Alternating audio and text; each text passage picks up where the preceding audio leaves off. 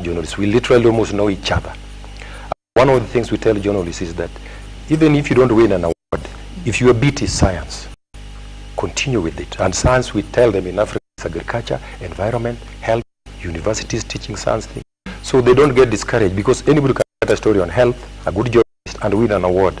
So the science journalists often get discouraged, saying, how can somebody who reports on other things has suddenly become the winner? It's not like that. It is your regular, just like a business writer takes to business, a sports writer takes to business. So we are encouraging that. That's it. And research institutions are opening up to science, like we are having a workshop here this week, which I think you can explain more about. They'll be visiting Cambridge, they'll be visiting the Kenya AIDS Vaccine Research Institute here. And, okay, fine. Just before you tell us about that, still on the research, so that you finish, then there also comes the question, at what point do we get this information? Because I think the researchers also, they have their things gutted before the findings come out. Or how do we handle it? Maybe there's a journalist out there and also a researcher who's thinking, okay, you're telling us all a new thing. At what point then do we start interacting? No, usually it all depends on, like for instance, in politics, it's not the day somebody wins an election that it becomes news.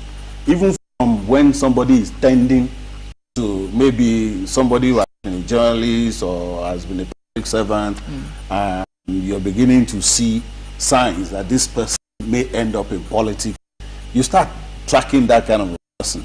So when he gets into it and the whole thing is building up, it can happen at any point in science. But the important thing is to not report one stage for the other.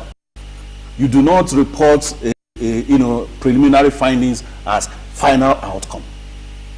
So for as long as you are able to, I mean, there's nothing wrong in knowing what our scientists are working on. But that they are working on this particular line of research does not mean that they succeed in finding a solution out of it. So, but at every stage, they can be reported, but it's important for the journalist to know that a preliminary stage cannot be reported as a final. Sometimes sensationalized. These things happen a whole lot, which is why scientists are cautious, because people take a statement indicating that, look, we are making progress, as if to say we have eradicated the problem. These are the things that we try to let our colleagues know. We try to get the scientists to come, describe the scientific protocol to them. Okay. Let them know the various stages. You do not add, sorry, you do not, as to cover science, you don't have to be a scientist. You don't have to have a science background, but you need to know how science works. Okay. So that's in our mentoring and training, this is what we try to do. Yeah. To take them to the institutions, see them at work, know the processes, so that when you get information, you can appreciate it based on this background information. That helps in so many ways, because this is one continent that has been harmed by what we call pseudoscience. People who just come making all kinds of claims. They can cure AIDS. I mean, this is Kenya, so you can relate to that very well. In Nigeria, we can relate to that. In South Africa, we can relate with that. Sometimes those people who come and make these claims are themselves scientists, so they have some level of credibility. But the fact that somebody is a scientist does not make him an authority on everything. And therefore, when you're sending a reporter out from your newsroom on a particular issue of scientific nature, you must know the authority to send that person to. Because the fact that somebody, a general practitioner, general medical practitioner, does not mean that he's an authority on hair, nose and throat, on oncology, on everything. But we make that mistake in the media, and we get people who are not competent to discuss what they are not competent to discuss. These are the things that gradually we are trying to work out. And we know, we've started this thing for about 4 years now.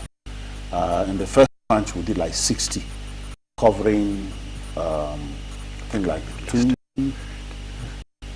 countries in sub-Saharan Africa, North Africa, and Middle East. We are on another 60 now, which is intensive mentoring. You attach a young journalist with an experienced person, and they work together based on the stories that those people are working on. And I tell you, I don't know about elsewhere, but these things are making tremendous impact. Okay. In my country, it used to be that anybody, even illiterates, come up and make claims. They can do this, they can do this, they can do that.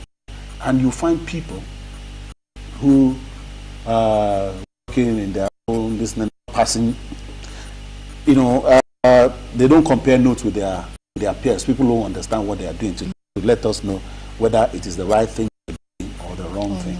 They just call journalists in a room and announce their invention, and journalists will go to town, only to find out later that it's